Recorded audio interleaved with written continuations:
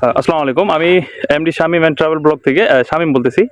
আজকে আমি আছি সেই আবার কালকে যে জায়গায় আসছিলাম, ইন্ডিয়ার একদম খুব কাছাকাছি, ধারে কাছেই। তো আমি একদম মুরব্বিদের দেখা পেলাম এইখানেই।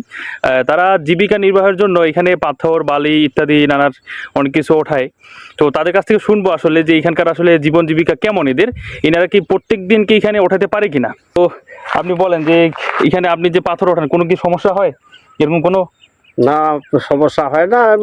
মনে করেন যে বিটিআর ছিল একটু সরে যাওয়া লাগে। মানে বিডিআর বলতে এনারা বোঝাচ্ছে যে ইন্ডিয়ার যে বিএসএফ আছে, তারা যদি আসে তাহলে একটু সমস্যা হয়। তাছাড়া এমনি প্রত্যেকদিন মোটামুটি ওঠায়। তো আপনাদের এমনি প্রত্যেকদিন কেমন আয় কেমন হয়?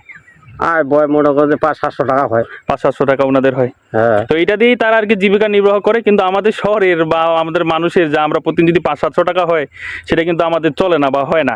এনারা তাও ওদের যতটুকু সামর্থ্য ততটুকু দিয়েই ওরা পরিশ্রম করে ইনকাম করে, এইটুকু দিয়েই তারা তাদের ফ্যামিলি বা পরিবার চালায়। হ্যাঁ চালাই।